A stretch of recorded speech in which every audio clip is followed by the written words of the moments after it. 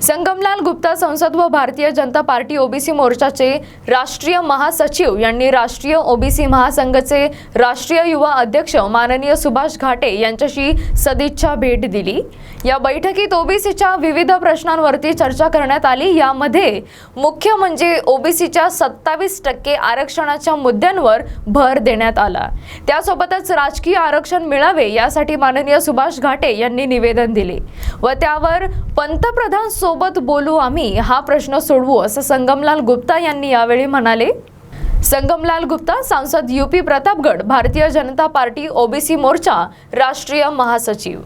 महामंत्री है भाजपा ओबीसी मोर्चा के, और जो ओबीसी का महाराष्ट्र अब नहीं पूरे देश में ही जो चल रहा है, क्या कहेंगे उस पर? देखिए, ओबीसी समाज को पूरे देश में, चाहे महाराष्ट्र हो, चाहे उत्तर प्रदेश हो, चाहे बिहार हो, चाहे गुजरात हो, आज़ादी के 70 साल के बाद इस देश में कांग्रेस ने राज किया और कभी ओबीसी समाज को पूछा नहीं। मगर हमारे देश के प्रधानमंत्री ने 2014 के बाद, जब से उन्होंने इस देश की बागडोर संभाला,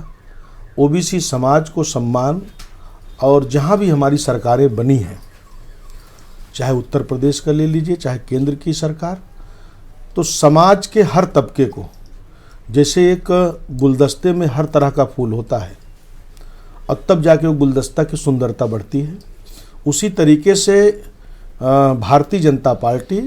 हर समाज के लोगों को एक गुलदस्ते में हर तरह के फूल को सजाती है और तब जाके भारतीय जनता पार्टी हर प्रदेश में सरकार बनाती है। तो हर समाज को लेके चलने का काम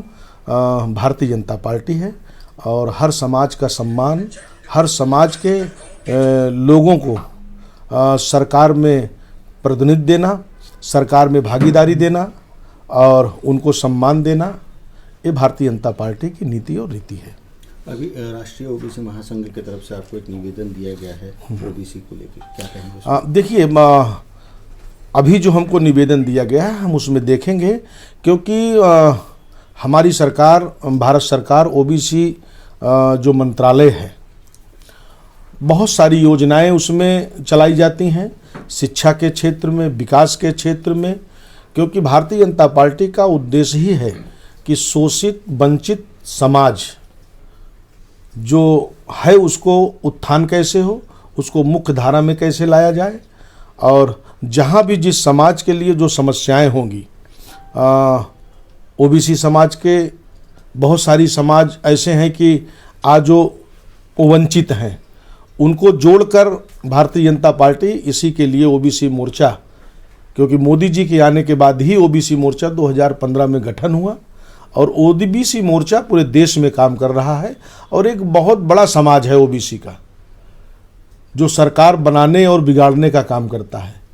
तो ओबीसी का महत्व, ओबीसी का सम्मान, भारतीय जनता पार्टी और मोदी जी के नेतृत्व में सम्मान भी बढ़ रहा है और ओबीसी का नेतृत्व भी बढ़ रहा है। हालांकि महाराष्ट्र के सभी नेता ओबीसी की तरफ से बोलते हैं, पर केंद्र में कोई आवाज़ उठती नजर नहीं आती। नहीं, ऐसा नहीं है। ऐसी कोई भी आप बात बताइए कि इस बार भी केंद्र में सरकार बनी तो उसमें 27 मंत्री ओबीसी समाज से पूरे देश में बनाए गए हैं और ओबीसी समाज को मुख्य धारा में लाने के लिए निरंतर माननीय मोदी जी योजनाएं चलाते हैं और हम लोगों की बैठकें भी जब होती है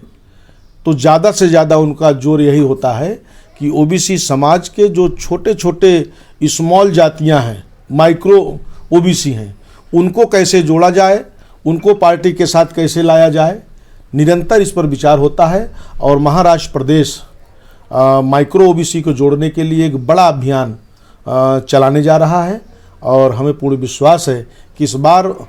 जब महाराष्ट्र में चुनाव होगा तो उसमें ओबीसी समाज की बहुत अहम भूमिका होगी और ओबीसी समाज के बदौलत महाराष्ट्र में पुनः पूर्ण बहुमत की सरकार भारतीय जनता पार्टी बनाएगी। पर क्या लगता है आपको 27% ओबीसी को आरक्षण मिलेगा राजकीय? देखिए, ओबीसी का जो आरक्षण है उस पे बहुत बड़े पैमाने पे मंथन शुरू है कि ओबीसी को ज़्यादा से ज़्यादा कैसे मिले